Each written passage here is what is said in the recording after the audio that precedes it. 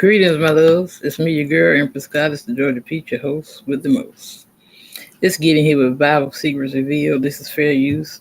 Copyright reserved at History Channel. This is just for educational purposes. I repeat, this is fair use. This is getting here Bible Secrets Revealed.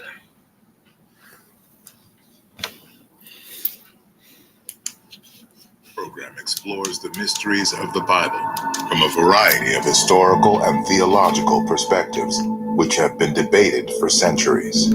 Are there chapters in the Bible that are missing? There are a number of earth-shattering texts that we will likely never see in our lifetime. Stories that have been censored. These were books that allegedly were providing hidden or secret teachings. And entire characters that have disappeared. Any book that didn't have the backing of influential people gets cast out. But why? What was originally in the Bible that was so shocking, so outrageous, that it should be forbidden? They were denounced as the worst kind of blasphemy against Christ. It is one of the most important books ever written. Its contents have been studied, debated, and fought over for thousands of years. But does the Bible also contain secrets? Secret prophecies? Secret characters? Secret texts? Now, for the first time, an extraordinary series will challenge everything we think, everything we know, and everything we believe about the Bible.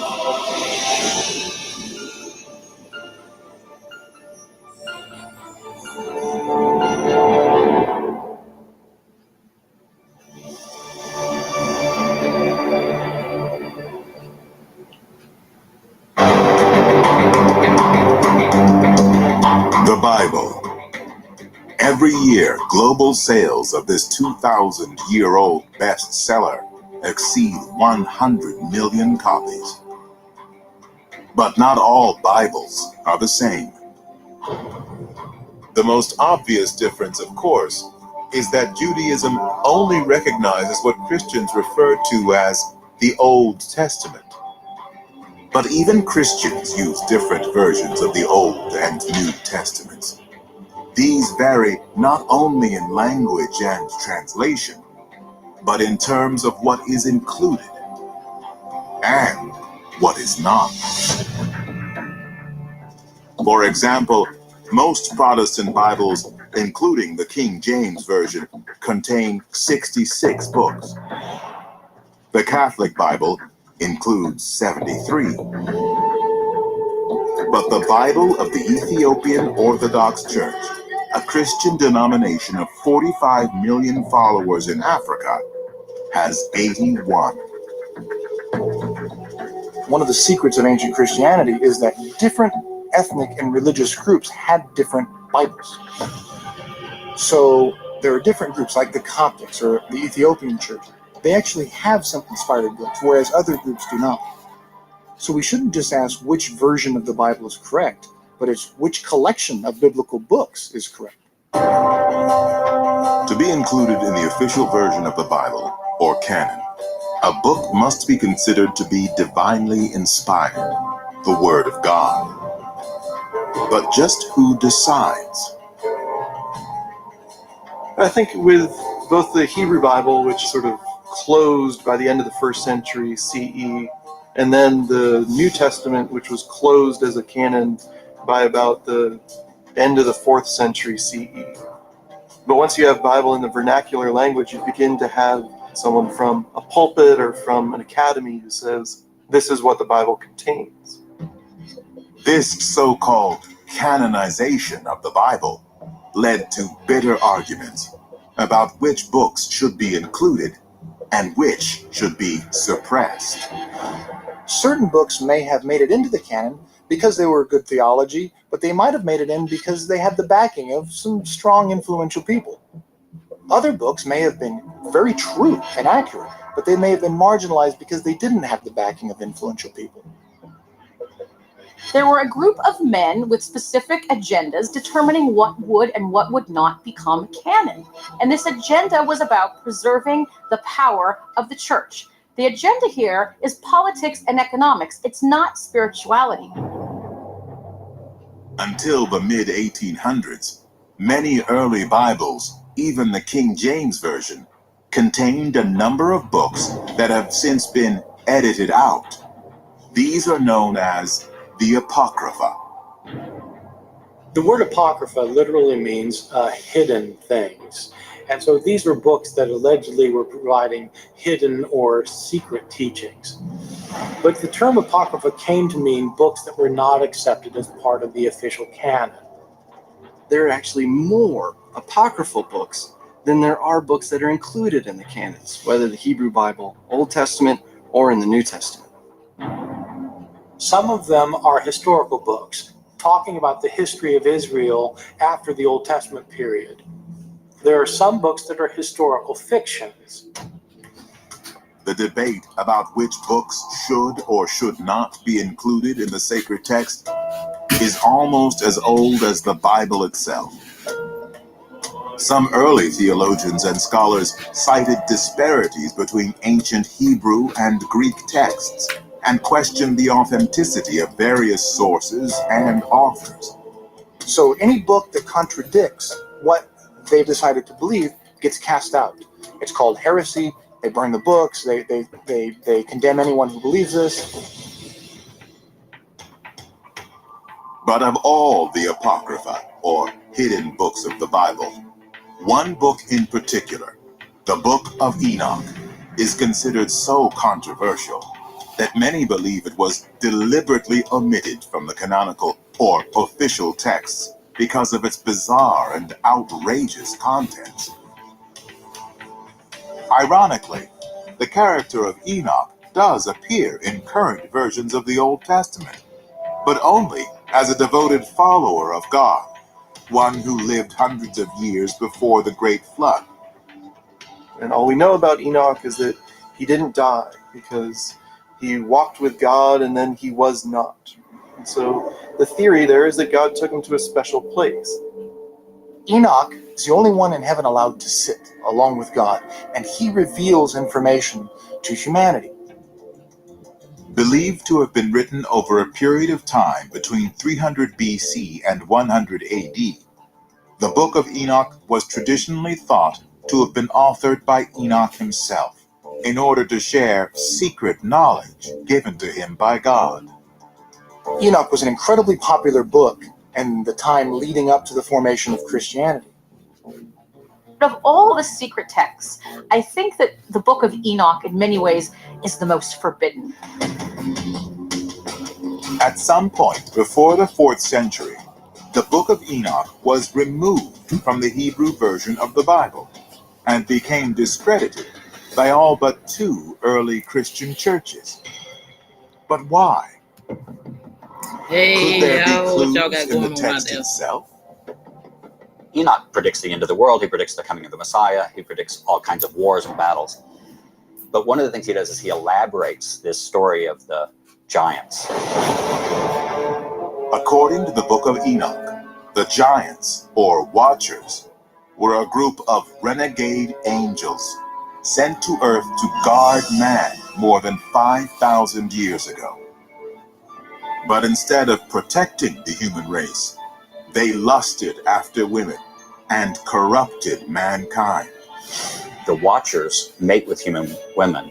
But also what the watchers do is they teach women all kinds of forbidden arts, such as warfare, magic, how to make weapons, and also cosmetics.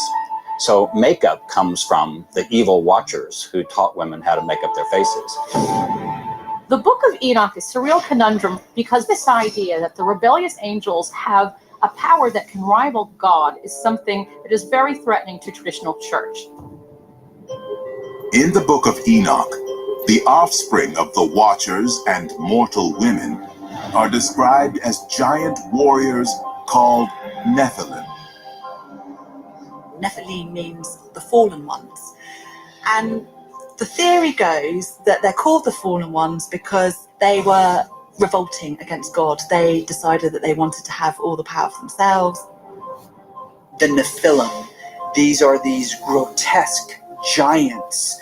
They are neither angels nor people. They are described as monstrous beings, and there were apparently thousands of them that populated the earth. In fact, there were so many of them that at a certain point God had to destroy all of humanity in order to get rid of them. One of the things that people don't realize is that when God sends the flood during the days of Noah, that in one version of the story is that the reason God decides to destroy the earth is because these Nephilim were on the earth. Grotesque giants attacking humans, and the giants in turn being destroyed by God in the great flood? Was the book of Enoch purged from the standard biblical texts because it was considered too far-fetched, too outrageous? Or was it because it portrayed God as a compassionate creator, one who forgave rather than punished mankind for its sins? God is protecting us in the book of Enoch. It is a very different God than the spiteful, wrathful God that we see in the Genesis account. The church derives great benefit from having us be very, very afraid of God and of God wiping us all out if we're not obedient. Did early Jewish and Christian leaders really omit the story of Enoch from the Bible because they had an agenda? Could it be that they wanted to keep their followers in line by promoting the notion of an angry and vengeful God? Perhaps the answer can be found by studying more forbidden texts and ancient stories that suggest that what is contained in the pages of the Bible may not be the whole story.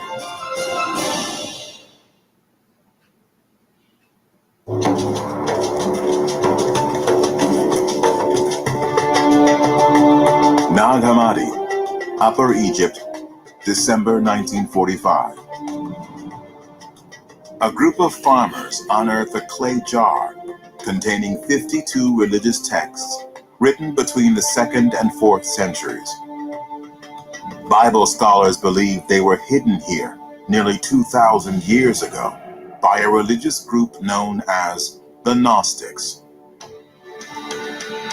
The Gnostics weren't a single group, but they had some common ideas, and one of the biggest kind of commonalities between all the different schools of Gnosticism was their belief that the material world was evil. Early on, you did have groups of Christians that held ideas that were felt by the mainstream to not be in line with the true spirit of Christianity. The Gnostics claim to have a tradition that comes directly from Jesus. Jesus is the first one who tells us we don't need an intermediary, we don't need priests, we don't need churches. And this is where the beginning of the Gnostic church comes from. The Gnostics were followers of Jesus who claimed to have secret knowledge, beyond that contained in the 4 Gospels of the New Testament. And it was this alleged secret knowledge related to Jesus' life and teachings that was found at Nag Hammadi, texts that scholars refer to as the Gnostic Gospels. These so-called lost books of the New Testament include the Gospel of Thomas, the Gospel of Philip, the Gospel of the Egyptians, and the Testimony of Truth. The reason that a lot of these books didn't make it into the Bible is that they weren't congruent with the core message of the books that did make it in. Every early Christian text that makes it into the New Testament thinks that Jesus is the Messiah that's prophesied in the Old Testament. But there were Christians that didn't believe this, and there were Christians that were skeptical about this strong link. And on the whole, those Christians didn't win the day. They didn't actually find that their text made it into these scriptures. These texts were declared to be sort of full of errors and they'll lead you astray. One famous bishop calls them an abyss of madness and blasphemy against Christ. So these were the enemies of the early church, and Christians thought they must have horrible things in them. Different bishops believed different things. Christianity was incredibly diverse in the first, second, third centuries. And they're trying to come together to hammer out just what is it that we believe. And those who had more influence, not just money, but those who had backing, political and important political people, these guys tend to get listened to a little more than guys that are just on their own. It was a politically charged process. In 367 AD, when Archbishop Athanasius of Egypt first drew up a formal list of the books to be included in the New Testament, he declared the Gnostic texts to be heresy, and anyone daring to read them would suffer the fires of eternal damnation. The Archbishop of Egypt sent a letter to Christians all over Egypt and said, I want you to get rid of those secret books you like so much. Now you can keep 27. Those 27 are the springs of salvation. Those 27 are what we now have in the New Testament. What's up, Tay? So We copies was thinking of the about you secret earlier. texts were How you burned, doing? they were destroyed, they were thrown into the Nile. That was the order champ. of the Orthodox Church. They were considered to be What it do, so boo? corrupting and so dangerous, so demonic, that the I was thinking about you earlier. What's going on with you? Hope you're doing all right. The penalty for copying or even keeping any of the Gnostic texts would have been increasingly severe. I'm doing pretty It could good. have Thank even you, boo. led to more severe punishment like torture and death. And so obviously somebody who saw these documents as valuable managed to hide enough of them away in Nag Hammadi so that 2,000 years later we could find them. But just what was in the Gnostic Gospels that made them so controversial, so dangerous? Was it because the Gnostics were hostile to the notion of an increasingly powerful and centralized Catholic Church? Yeah, I'm Or could hanging it in also there. be that the Gospels contained information that threatened to shake the Church to its very foundation? Certainly there was a sense among the bishops that the church had a special role in God's dispensation for the world. And so things like the sacraments of baptism, the communion, were important. Those are all material acts which virtually all the Gnostic groups tended to dismiss as unnecessary.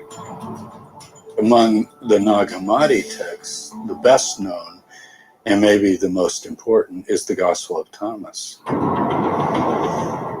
It is a collection of just over 100 sayings of Jesus. So it's not a narrative, it's not a story. He went here, he did this, he healed, he walked on water, nothing like that. It's just teachings of Jesus. But it shows a form of Christianity that's very different from the form that we read about in the Gospels. The Gospel of Matthew, say in the New Testament, claims to tell you what Jesus taught publicly on the hills of Galilee, thousands of people. But the Gospel of Thomas claims to tell you what he said privately to one person or two or just a few.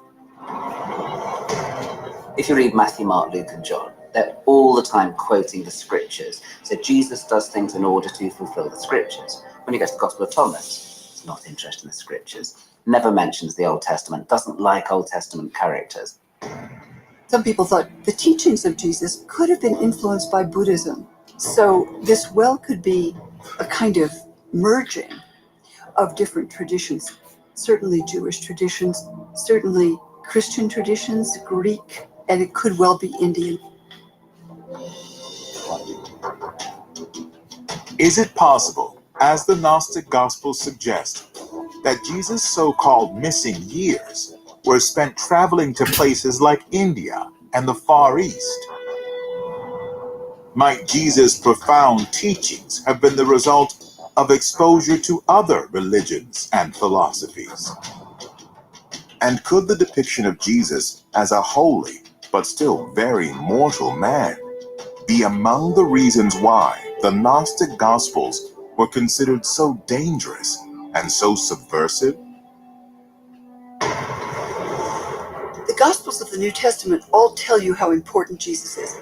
Jesus of Nazareth is the Son of God, the Son of Man, the King of Israel, the Messiah. I mean, you name it. He's somebody very special. And he's not like you and me. Now, the Gospels of Thomas, they say something quite different. They say Jesus, yes, he may be speaking divine truth, but he's really like you and me. You also have a sense of the divine image within you. If other depictions of Jesus were in the Christian Bible, I think it would completely change Christianity. It wouldn't be Christianity anymore. It'd be something else. But as controversial as the Gnostic Gospels were and are, another lost gospel, discovered half a century earlier, is considered particularly outrageous. Because it tells the story of Jesus and the person with whom he had a very important and very mortal relationship, Mary Magdalene.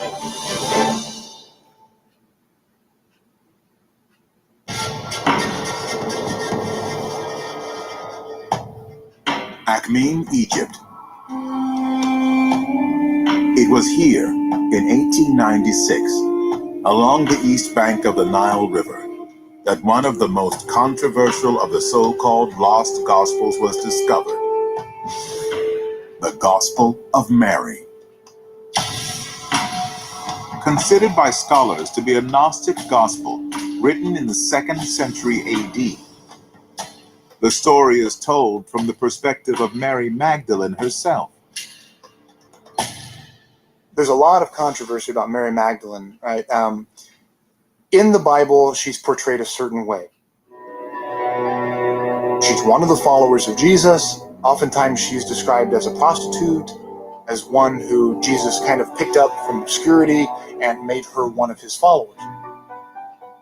The Gospel of Mary Magdalene seems to suggest that Jesus shared things with Mary that he didn't share with the rest of the disciples. In this book, it specifically says that Jesus loved Mary more than the other disciples. In fact, they actually put that in the mouths of one of the disciples. Well, don't you know that he loved her more than us? Although the actual author of this gospel is unknown, and the first few chapters have never been found, the text seems to reveal astonishing details about Mary's relationship with Jesus and the men who are commonly referred to as his 12 apostles. We're told in the Gospel of Mary Magdalene that she receives secrets from Jesus because of his particular love for her. We're not told what those secrets are, but we're told that they are too secret or too holy for her to repeat. Unfortunately, the document is not whole, so we don't get most of what Mary told the other disciples.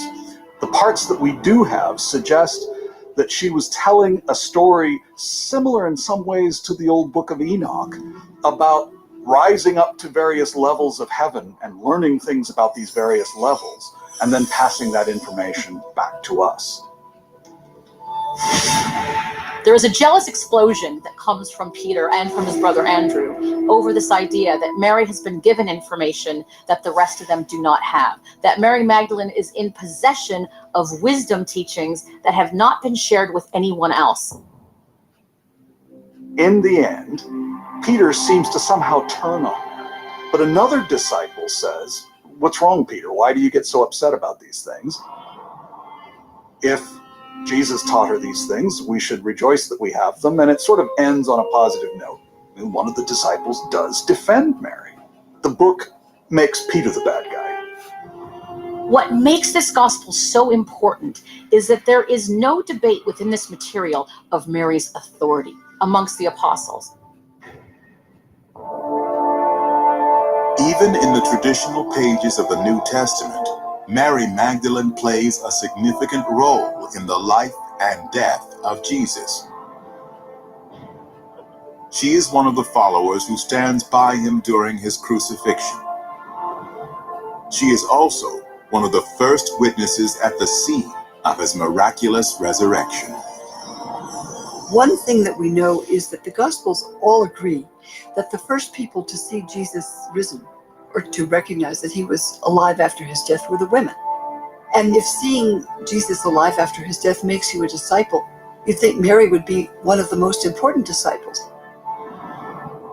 One might wonder, why isn't this made a bigger deal of in the New Testament? Are they trying to suppress something? 2,000 years of church tradition is overturned by the Gnostic Gospels because Mary Magdalene emerges as the apostle of the apostles. She emerges as a successor of Jesus. And I think this, more than anything else that is within the Gnostic Gospels, is absolutely terrifying to the modern church. Many people have thought that, in fact, the later church leaders, say 20, 30 years after Jesus' life, wanted to de-emphasize the role that women played in the life of Jesus and in the early church. Yep.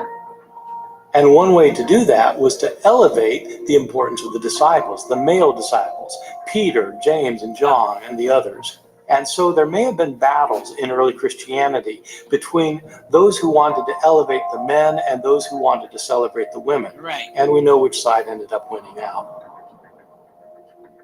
There's no doubt that a patriarchal establishment does eventually take hold in early Christianity. I think that that's associated very closely with when Christianity becomes an arm of the Roman Empire. It was the Roman Empire, after all, that praised the violent power of males and their armies. And Christianity, unfortunately, embraced a good deal of that thinking.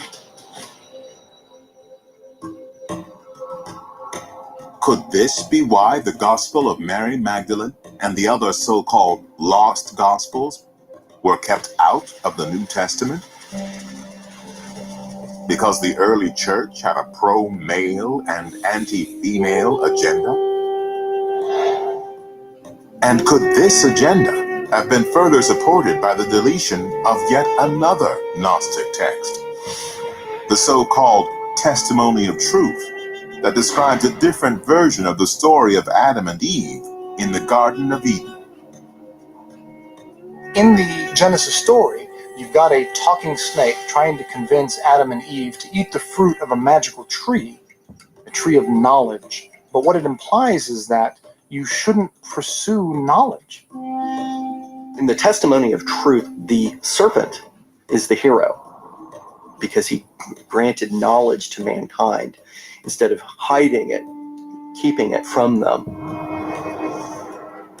One of the things the serpent questions and asks us is, why doesn't God want you to have knowledge? Why wouldn't God want you to have knowledge if he loves you so much? Why is knowledge a forbidden thing?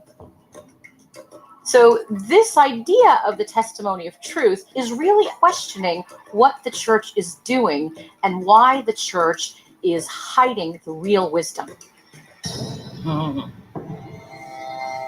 By editing the Bible in such a way as to blame Eve for mankind's fall, did the leaders of the early church really seek to suppress the role of women? Or did they genuinely believe the testimony of truth to be a false gospel, a subversive attempt to corrupt God's holy message? For many Bible scholars and theologians, additional clues can be found by examining yet another controversial text, one that dares to answer the ultimate question: where do we come from?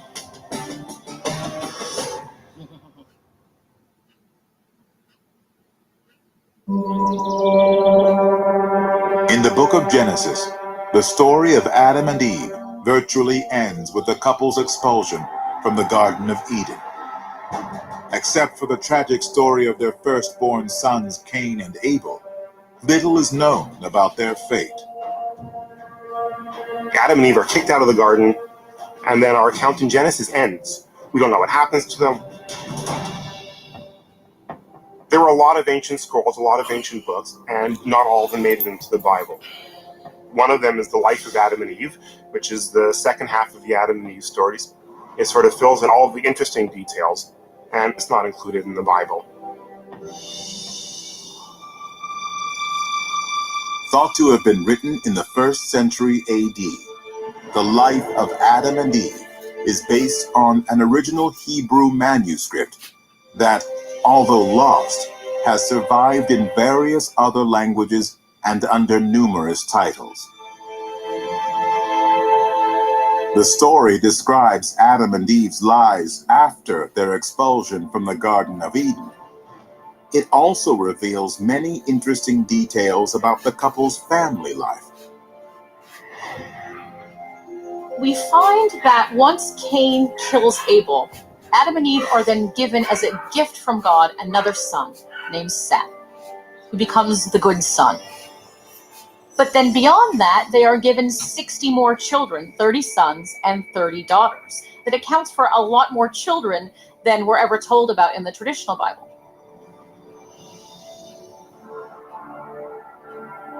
The book of Genesis gives few details of Adam's later life, simply recording that he lived for 930 years. But the ancient Hebrew text of the life of Adam and Eve paints a much fuller picture. One of the elements that you see in the life of Adam and Eve that you don't see in canonical Genesis is the emergence of disease and death with Adam and Eve. There's a fascinating dialogue with Adam talking to God, saying, what's going on? Why did this happen? I used to be happy, now I'm unhappy. I used to have a perfect life, now I have to till the earth in order to get food. What did I ever do to deserve this? Adam suffers, and then he sends Eve and Seth, his son, back into the Garden of Eden to get some holy oil to alleviate the pains that his sin has brought on him. Ultimately, it doesn't work. He dies.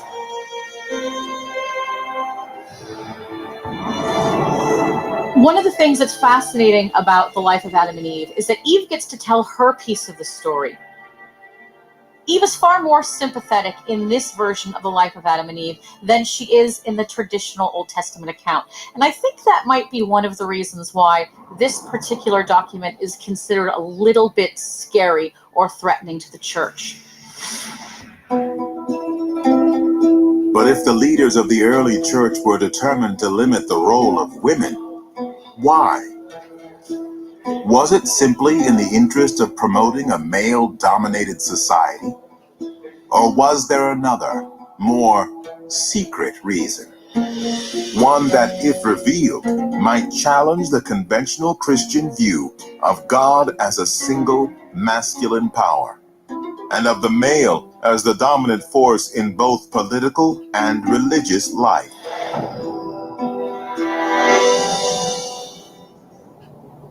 Kuntilit al-Drud, Egypt. This archaeological site, located in the Sinai Peninsula, is believed to have once been a religious center built by the Israelites between the 8th and 9th centuries BC.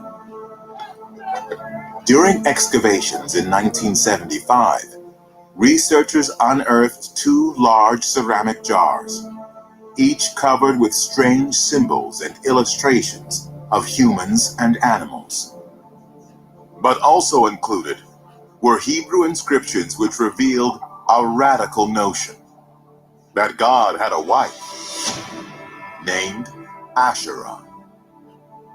It actually says, "May you be blessed by Yahweh, the Hebrew God, and his Asherah."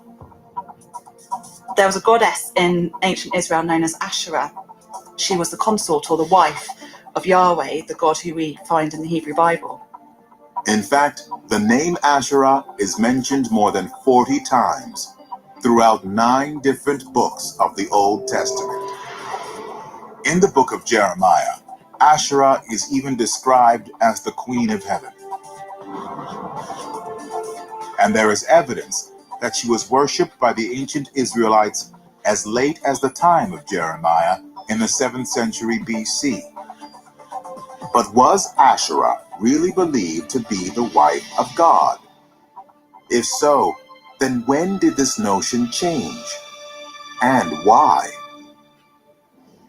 While the Bible that we have says that there is one God, the archaeological evidence might suggest that God actually had a wife. They are spoken of as a divine couple, the ultimate beloved relationship, the divine feminine and the divine masculine coming together to create the ultimate creator force, which is God. Asherah's symbols were a tree, and she was often associated with serpents. So some scholars have even argued that what's behind the story of Adam and Eve in the Garden of Eden is actually a really old goddess myth. And by the time she's written about in the Bible, she's a foreign idol. She's a god. She's a fertility goddess. And she is to not be worshipped, and she's to be banished and burned. The Bible rails against idolatry. This idea of worshiping other gods in addition to the God that was taught to us by Moses. This was not tolerated by the central voices of the Bible, but the fact that they're constantly going on about it means that it was happening. The single unique idea of the Bible is that God was sexless, that God had no consort, that God had no sexual identity. Now, the language of the Bible uses male pronouns, and so we are accustomed to thinking of God as a male. But one of the ways to distinguish between the religion of the Bible and virtually every other religion of the ancient world was that only among the Israelites was God a sexless creature. But while stories of a powerful goddess sitting as an equal at God's side have been purged from the Hebrew Testament, the Gnostic Gospels seem to support the idea. Now, one of the things that is so important about the Gnostic material, what we see is a male and female God who are equals, who rule together in heaven as our mother and father in heaven. Was the Bible deliberately edited to suppress the idea that God might have a dual nature, comprised of both male and female aspects? Or was it to purge from the text stories and characters that were thought to be too far-fetched or might frighten off potential converts? There are those who believe such is the case with 3 more of the Bible's forbidden and forgotten texts, which are attributed to one of Jesus' most devoted followers, the Apostle Peter.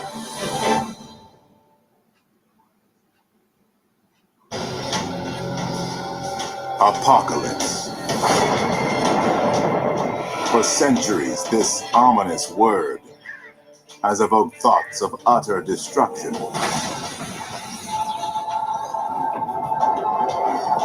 Armageddon, the end of days. But the word apocalypse actually has a much less sinister definition. Derived from the ancient Greek term apokalypsis, it also means a revealing or an unveiling. An apocalypse was a revealing of a heavenly secret to a prophet or a seer. This prophet has a vision, usually a bizarre vision, filled with very strange imagery. The apocalyptic idea is to convince you that for just a little bit more suffering now, you will have a really long or perhaps eternal reward. In the conventional versions of the New Testament, perhaps the strangest and most unusual of all the sacred texts is the Apocalypse of John, also known as the Book of Revelation. In it, John describes the end of days, the day when Jesus returns to earth and decides who will join him in heaven and who will suffer the eternal flames of hell. People today know about the Revelation of John, the book called The Apocalypse. What people don't realize is that that book almost did not make it into the New Testament. But as bizarre and disturbing as the Book of Revelation may be, there were, in fact, other apocalyptic gospels that were thought to be too strange to be included. One of these is known as the Apocalypse of Peter.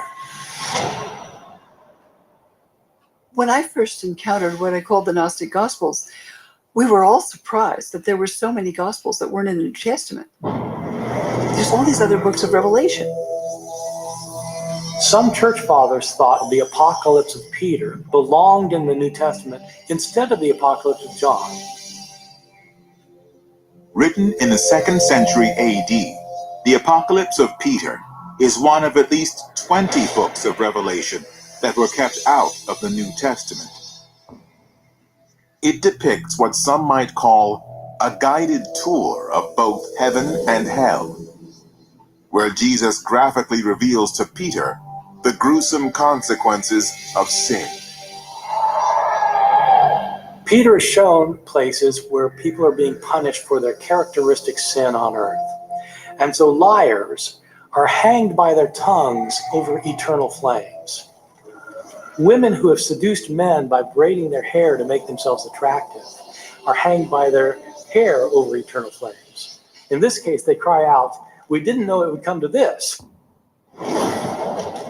But while the text of Peter's journey through hell may seem extreme, the depiction of Jesus' resurrection in the Gospel of Peter is considered downright bizarre, even by scholars. When Jesus emerges from the tomb, also emerging from the tomb after Jesus is the cross. The cross itself comes out of the tomb. God says, "Where have you been? What have you been doing? Have you been preaching to the souls that are departed?" And the cross replies, "Yes." So we even have a walking, talking cross at Jesus' resurrection. In yet another banned book attributed to the Apostle Peter, the Gnostic Apocalypse of Peter, Jesus is depicted as a man who laughs in the face of his own death. Jesus shows him the crucified man on the cross, and then Jesus shows him a laughing man on the tree. And he tells Peter, the real me is the laughing man on the tree. It's not the dead man on the cross. This text is telling us that Jesus did not want us to focus on the crucifixion. Now, what becomes very important about the Gnostic Apocalypse of Peter is it is entirely a condemnation of what's happening in the evolving traditional church.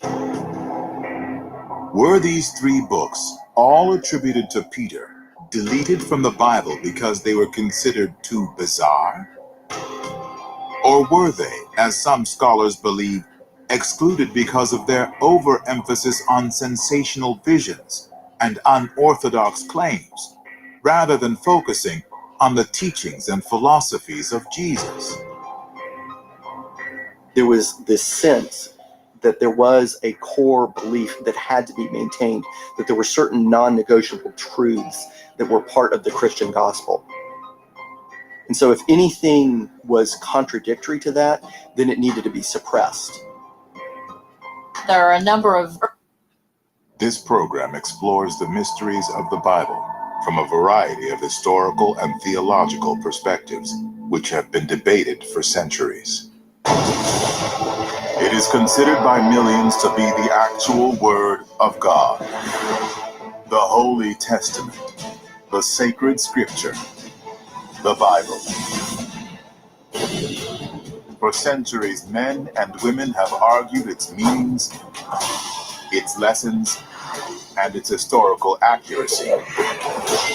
But has the Bible been translated, edited, and even censored so many times that its original stories have been compromised by time?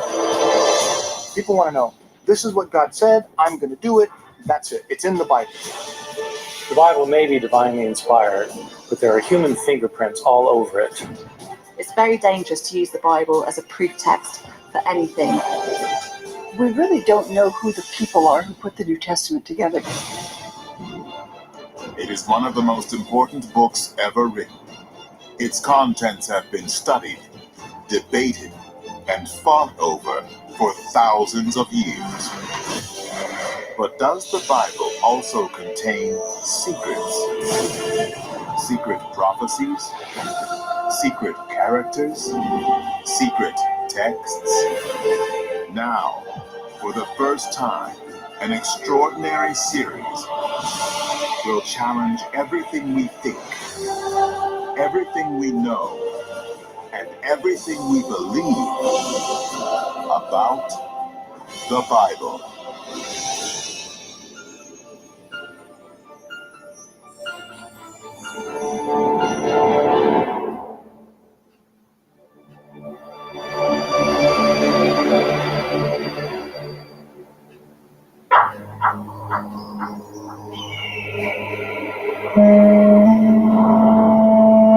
Qumran, British Mandate Palestine, 1947.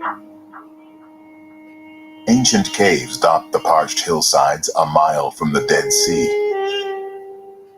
A Bedouin shepherd stumbles into a cavern and discovers a collection of antique clay jars, and with them are 7 handwritten scrolls. When examined, the scrolls reveal something, not only of historical significance, but of great religious consequence. Because there, written on crumbling parchment and papyrus, is the oldest and perhaps most accurate version of what is widely referred to as the Old Testament of the Bible. The most significant archaeological discovery of the 20th century, in fact of modern times, has been the Dead Sea Scrolls. They're books written by Jews living in about the same time and about the same place as Jesus himself. With the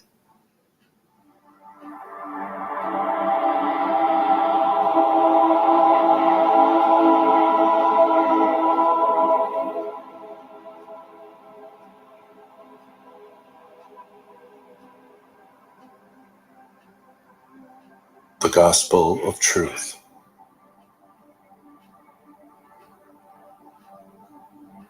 The Gospel of Truth is joy for people who have received grace from the Father of Truth, that they might know him through the power of the Word. The Word has come from the fullness in the Father's thought and mind.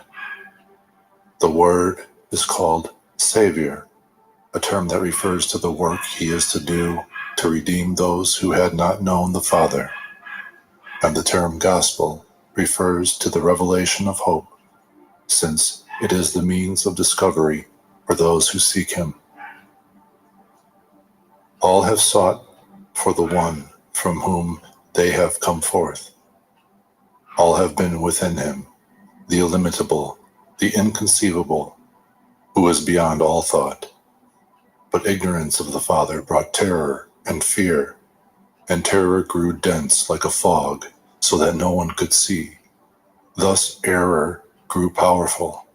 She worked on her material substance in vain, since she did not know the truth, and assumed a fashioned figure and prepared, with power and in beauty, a substitute for truth. This was not humiliating for the illimitable, inconceivable one, for this terror and forgetfulness and this deceptive figure were as nothing, whereas established truth is unchanging, unperturbed, and beyond beauty. For this reason, despise error. Error had no root. She was in a fog regarding the Father. She was there preparing works and deeds of forgetfulness and fear in order, by them, to attract those of the middle and take them captive. The forgetfulness of error was not apparent. It is not from the Father. Forgetfulness did not come into being from the Father, but if it did come into being, it is because of him. What comes into being within him is knowledge, which appeared so that forgetfulness might be destroyed and the Father might be known. Forgetfulness came into being because the Father was not known. So as soon as the Father comes to be known, forgetfulness will cease to be. This is the gospel of him whom they seek, revealed to the perfect through the Father's mercy. Through the hidden mystery, Jesus Christ enlightened those who were in darkness because of forgetfulness. He enlightened them and showed the way, and that way is the truth he taught them. For this reason, error was angry with him and persecuted him, but she was restrained by him and made powerless. He was nailed to a tree, and he became fruit of the knowledge of the Father. This fruit of the tree, however, did not bring destruction when it was eaten, but rather it caused those who ate of it to come into being. They were joyful in this discovery, and he found them within himself, and they found him within themselves. And as for the illimitable, inconceivable, perfect Father who made all, the all is within him and needs him, although he kept within himself their perfection, which he had not given to all. The Father was not jealous. What jealousy could there be between himself and his own members? Or even if the members of the eternal realm had received their perfection, they could not have approached the Father. He kept their perfection within himself, giving it to them as a means to return to him with complete, single-minded knowledge. He is the one who set the all in order, and the all is within him. The all was in need of him, just as a person who is not known to other people wants them to know him and love him. For what did the all need, if not the knowledge of the Father? He became a guide, a person of rest, who was busy in places of instruction. He came forward and spoke the word as a teacher. Those wise in their own eyes came to test him, but he refuted them, for they were foolish, and they hated him because they were not really wise. After them came the little children, who have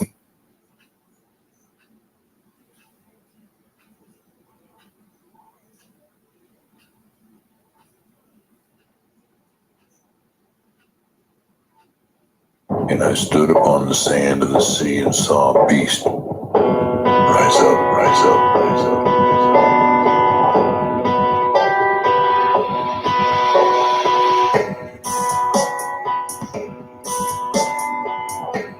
Who was able to make war with him.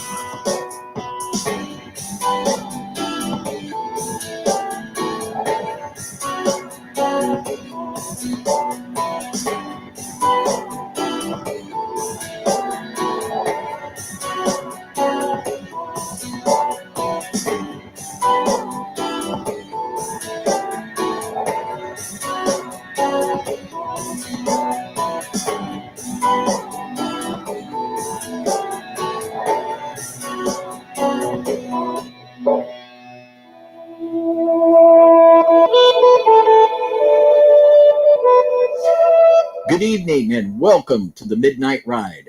I am your host, David Carrico, and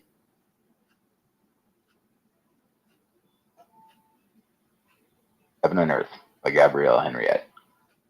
Introduction. The various considerations which are set forth in the following pages seem, in the first place, to need an apology, in view of the fact that they completely revolutionize existing astronomical concepts. It may be said in this connection that scientific evolution, which does not specially aim at destroying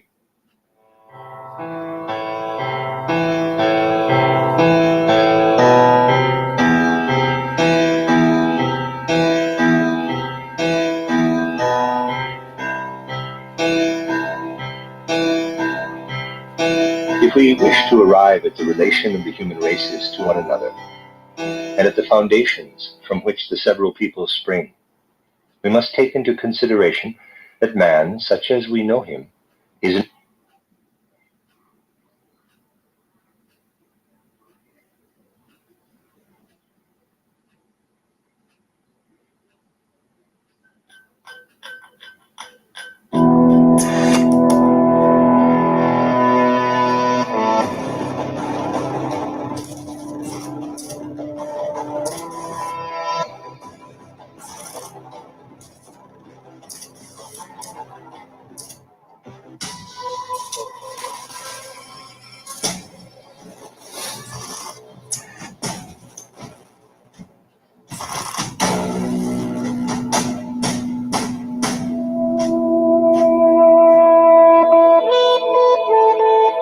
Shalom, one and all. Greetings in the name of our Messiah, Christ Jesus. You're watching Breaking Babylon. It's good to be back on the first day of the week with my partner, John, across from the table tonight. We're going to be doing...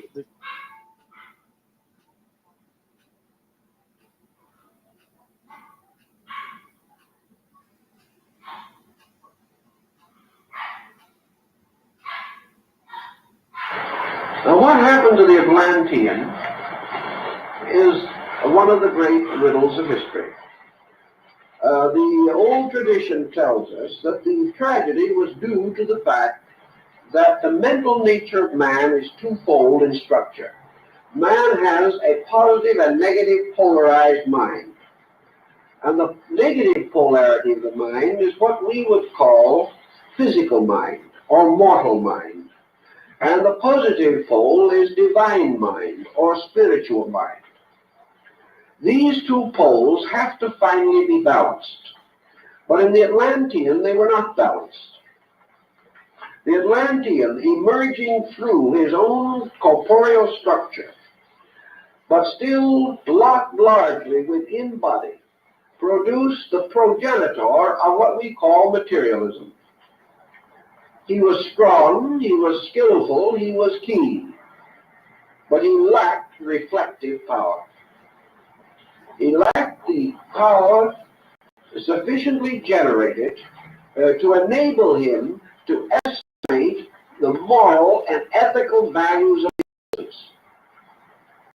In his earlier period, this moral, ethical, spiritual directive was provided by the adept school. But in the middle period of Atlantis, the time came for the individual to pass out of the protection of the adept system and toward self-determinism.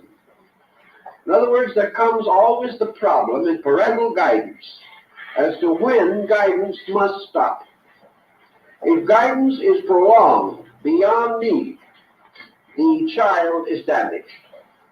And the need for the Atlantean to become self-responsible as a moral agent forced the gradual retiral of the shepherd kings or the initiate teachers, the great sages, who retired from society into their schools, which means that they retired from embodiment. They were no longer born as Atlanteans, becoming part of the race. They retired into their own higher natural forms and became teachers. As teachers, they were available but had to be solicited. The disciple could still seek them, but he must search for them by a decision of his own will. Their help was not inevitable. He must desire it, he must demand it, he must respect it, and he must obey it of his own accord. This severance, in which the parent, though still available for counsel, no longer recognized the need to determine the solution for the child. This division resulted apparently in the destruction of the Atlantic Empire, inasmuch as the Atlantean, deprived of parenthood or parental guidance, was unwilling and unable to make the adjustment to moral individualism. As a result of that, he became torn with pride. He said, "We are the great people of the earth. We are the rulers of all things. We do not need the gods." And there are ancient records that say that these people denied the gods to exist and said that their own human will was strong enough to rule the world. They accepted nothing superior to themselves and said that knowledge was the only thing by which worlds could be conquered. As a result of this arrogance, as described by Plato, the gods in their great assembly upon the Olympian Mount decided that it was necessary to chastise these people and to remind them that any excess of destructiveness must either be blocked or it will ultimately corrupt the soul as well as the body. and so to preserve the souls of these beings from the tyranny of knowledge, and from magical arts, and from the spells and incantations of the Dugpas. The entire continent was destroyed.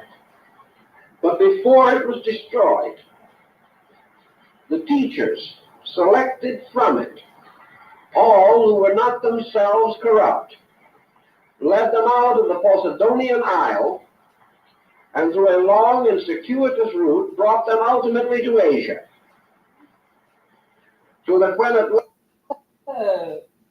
Capricorns, hi my beautiful babies. Welcome back to the channel. Thank you so much for joining me here. Thank you so much for all your beautiful love and support. Okay, I really do appreciate each and every one of you guys for supporting me. Thank you so much for y'all my family. All right, so Capricorn, I want to do a okay, something that's hidden that you need to be aware of. Okay, and we're gonna see what comes out here. So this is gonna be something that's hidden that Capricorn needs to be aware of. All right, Capricorn, as usual, please take what resonates and leave what does not. Okay, they don't apply, just let it fly. We always ask that it be good, let it be great, let it be abundant, of course. Any information you guys need from me, you can check the description box below. This is going to be for Capricorn. All right. All right, Spirit, what's going on here for Capricorn? What's hidden that we need to be aware of? What's hidden that Capricorn needs to be aware of? What's hidden that Capricorn needs to be aware of? We got the Two of Cups. Okay, and then we got the Four of Cups here. What's hidden that Capricorn? We got the Eight of Swords and then the Ten of Swords here. What's hidden that Capricorn needs to be aware of? The Lovers.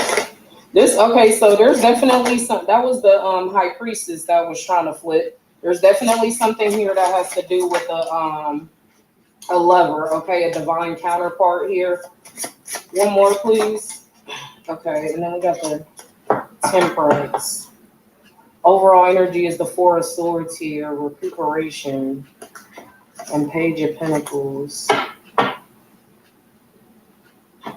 Okay, what the heck is this? Something that's hidden that you need to be aware of, Capricorn. There's I feel like there's an Emperor wanting to come in here with an offer, okay, a romantic offer. This person could have, this person could be experiencing a lot of anxiety, okay? This person also has like some distractions around them.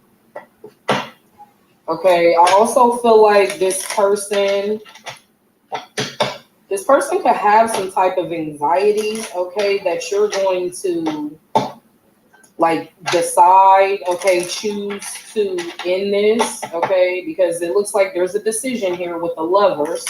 Some of you could be dealing, we got Gemini energy, we got Aries energy here, Sagittarius energy, okay, could be a water sign, Cancer, Scorpio, Pisces. But somebody is like, somebody heavily has you on their brain, okay? With this Page of Pentacles, Four of Swords here, somebody heavily has you on their brain. For some of you, this person could be going through some type of transformation, okay? Some type of death and rebirth, okay? What's this Two of Cups here? There's a decision you're going to have to make, okay? And I feel like this is hidden. Well, for what we're gonna see why, but for whatever reason, you need to be aware of this. Okay, it's hidden, but you need to be aware of this. So for some of you, you could be not speaking to this person with the Four of Swords being here. Okay, there's like a period of rest. This Emperor could definitely be trying to, okay, get themselves balanced here. What's this Two of Cups? Okay, Capricorn needs to be aware of? Two of Wands. Yeah, there's definitely a choice. Some of you could be seeing 222. Okay, that speaks about balance. That also speaks about decisions. Okay, this could also speak about union. Okay, yeah, King of Cups. For some of you, there could be a choice here. Okay, there could be a choice between two. For some of you, what's this? What else for the Two of Cups here? Somebody has a lot of love for you. Okay, yeah, Four of Pentacles. This person has definitely been holding on to you. Okay, because this person sees you as part of their future. King of Pentacles, Three of Wands here. This person sees you as a part of their future. This person could also be holding back. Okay, right now, there's some type of distraction here. What's the Four of Pentacles? Okay, wow.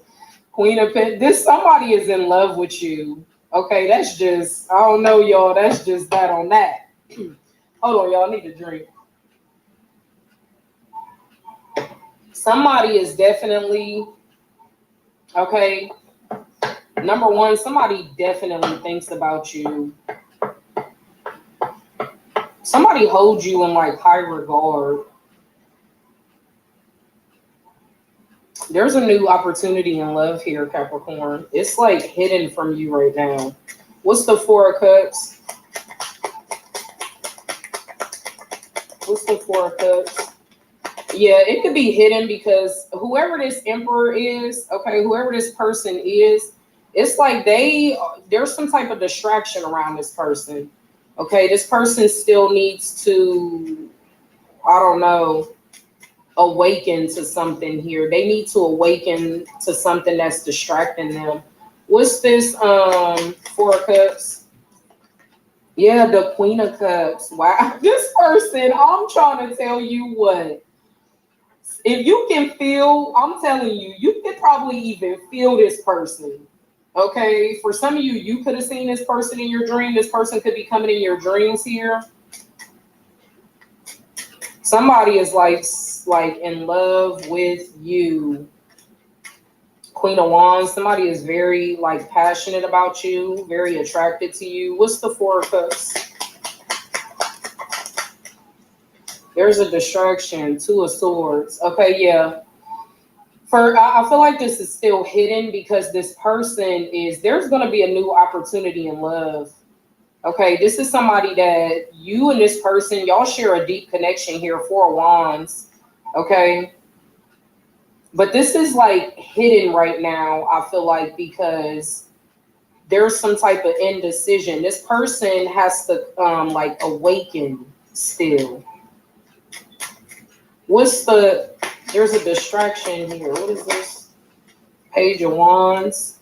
Okay, but somebody is going to go down a new path. There could be some fear. Okay. What's this? Yeah, there's some fear here. There's the King of Pentacles. Wow, with the Two of Cups. I love this. It's like after a transformation here, this person is being guided back towards you. Okay, I was definitely picking that up in like the the last read. What is this? Eight of Swords. This person has a lot of anxiety here. Some of you could be dealing with a Taurus. What's this Eight of Swords? Whoa. We got the Tower. Hold on, y'all. Hold up. Wait a minute. Put a little. It's like I quit. Okay, we got the Six of Wands and the Six of Cups. Somebody here, okay. Thank you, Melissa S. I'm good, girl. I'm just recording right now for y'all. Shout out to Melissa S. Okay, just left a comment. But this person may present themselves, okay, like they all the way put together. But this person has a lot of anxiety, I feel like, especially from like childhood. There could be something here where this person has a lot of This person's built up a wall, okay, due to some type of childhood wounds or something here. This person deals with like anxiety and depression. But I feel like this person don't present themselves as that. They don't talk about this. I feel like this is something that's more so hidden. I definitely, y'all, I feel like spirit is working with this person. Yeah, the star, working with this person to like heal, to move forward, okay, to gain confidence, yeah, to move forward, okay, or to reach out. Yeah, 9 of Swords, wow, with the Empress. Oh my goodness. With the Empress right there. I'm telling you, this person, you give this person a lot of like, I don't know, this person is like anxious thinking about this Knight of Cups. This person honestly could have like marriage on the brain. Okay, with this Hierophant here. But this, I don't know, it's like this person really wants something to be successful. What's this 10 of Swords? It's like they really want something, I don't know, to like be stable. Okay, there could have been a lot of pain like in the past here. What's this 10 of Swords? We got the 3 of Pentacles coming out here. I feel like this person could also feel like you're gonna feel like their offer is too small, okay, to work with. Knight of Cups, Page of Pentacles here. There's definitely, yeah, 2 of Cups. Wow, this person is in love with you, baby. They in love with you. What's going on here? This person, you could also have other options here. Okay, I'm getting that. Okay, Page of Pentacles. This could be other prospects. Okay, other people here. What else? What's this 10 of Swords? Wow, with the Emperor. I'm telling you, this Emperor is really with the Lovers. They want you to choose them. Okay, but again, this person could be nervous. This could be somebody that's been in and out of your life. Okay, we got the Fool card. Somebody wants you to choose them. And something gives somebody a lot of anxiety here. This is a Divine Masculine. What's this Lovers card? Did I say Gemini energy here? Okay. Yeah, heavy Gemini. Okay. King of Swords coming out. Okay, Lovers with the Lovers here. Somebody really sees you as part of their future. What's the Lovers? Somebody is like, okay, they definitely want you to choose them. 6 of Pentacles here. There could have been something, okay, Capricorn, in the past where this person was being like sneaky. Okay, this person could have been given into, okay, somebody else. There could have been a breadcrumbing situation here at one point. Okay, that's why this person could have so much anxiety or feel like you're going to come to the conclusion like, no, I don't want to work with you, or no, your offer is, it's not sufficient or something like that, or it took too long. Could even be it took too long with the Temperance here. What's this Lovers and this 6 of Pentacles? We got the King of Pentacles here and the 6 of Swords. For some of you, okay, and then the 7 of Swords. For some of you, I'm telling you, there is going to be a choice because you are going to be guided away from, somebody that's lying. So it's going to be really important, Capricorn, for you to listen to yourself. Okay, what's the King of Pentacles and the 6 of Swords? 5 of Pentacles. Some of you leaving somebody out in the cold. Okay, somebody's being left out in the cold here. Who's this Emperor? It's like you need structure. You don't want, you know what I mean? Ace of Wands. Some of you could be leaving this past person out in the cold, okay? And you're just going towards new.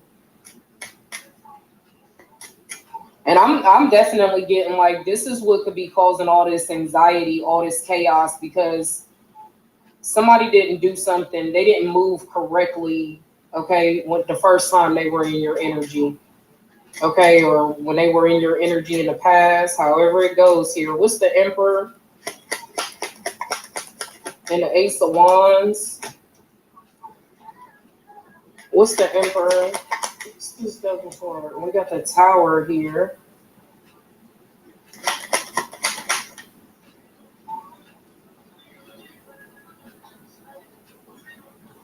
What is this?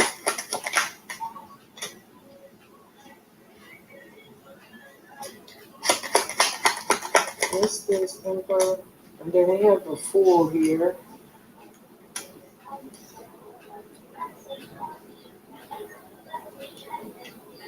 For some of you, somebody is definitely, okay, I don't know if this is this person. Somebody is dropping a burden. Okay, somebody is like completely dropping a burden. Somebody is like making a decision to move forward. Okay, start fresh. Somebody could be choosing to move. Somebody is moving away from toxicity. For some of you, okay, what's hidden is that this Emperor, what they're being shown, okay, this divine counterpart is, baby, somebody had a sex addiction here. And it's like, baby, that's what caused all these burdens. That's what caused you to be going through this karma, okay, this tower. Somebody could have even like lost a home here. Okay. Somebody is definitely, somebody is awakening to this. Your choices. Something about choices. The choices that somebody has been making has got them, you know, whatever, like, you know, negativity or bad karma. Somebody's money could be messed up. Okay. For some of you, there could have been like a car accident. Okay. I'm, you know, sorry to hear that for whoever. I don't want nobody hurt out here now. Okay. But there could have been, somebody could even be healing from some type of car accident. Okay. A broken foot here. But somebody, I'm just getting this coming, somebody is realizing, I feel like you, based off of the decisions you make, based off of what you choose to, you know, give into, okay, this could be given into temptation here. You know, this is what happens. You know, that's what I'm getting. You get attached to the toxicity. You get, you know, attached to burdens here. Okay, what's this Knight of Cups though? Somebody is like freeing themselves from this. The Magician. Somebody is like manifesting that you accept their cup. Okay. That's what I'm getting. Somebody is definitely manifesting that you accept their offer. What is this? Eight of Swords. This person is like stuck on this. Okay. Somebody is really stuck on this. What is this? Ten of Pentacles. The Sun. Wow. I was gonna say you and this person could be supposed to have some type of legacy together. Y'all supposed to build some type of legacy, or you know, for some of you, you was even supposed to have some type of kid. Okay, y'all supposed to have like a son together here. Yeah, with the World. I don't even see the Empress showing herself out here, Capricorn. I feel like, again, this is what's, you know, hidden from you. Some of you could already, okay, have an inner knowing about this. What is this? But this person, okay, if you're not talking to this person, you could be trying to understand or figure out like what's going on here. This person is definitely dealing with some type of tower moment, okay, something that's causing a heavy burden right now. This person could even be quite literally healing from like a car accident or a house fire. Okay, they got wrapped up into something based off of decisions they made. Okay, this could have been some type of, I don't know, y'all keep being drawn to that. That looks like a male's, you know, all of these little wands in this deck of cards do. Okay, somebody could have definitely been doing the most. and you know, that's, you know, they might have got wrapped up with somebody now. What's the Temperance? Somebody could be telling this person that they need to heal. Okay, somebody, yeah, Ace of Swords. Somebody could be having an honest conversation with this person. Okay, there could be like an older gentleman. Okay, or for some of you, this could be like a I don't know, this person's dad or grandpa. Okay, they could be telling this person like, you know, you need to heal. Okay, you need to work on yourself here. What is this, Temperance?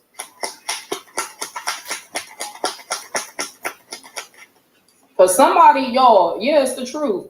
You know what what I be feeling, I be doing my research. I ain't got to take it if it don't resonate. But I be feeling like when you have like if you like a person out here, male or female, and you just constantly be, you know, you got all these sexual partners, you quick to get into bed with somebody, like, yo, something is going on with your sacral chakra, okay? And you need to like unblock it, you need to heal it, okay? Because y'all, this could be considered a sexually transmitted demon right here, okay? This could be like an actual, you know, disease, to be honest.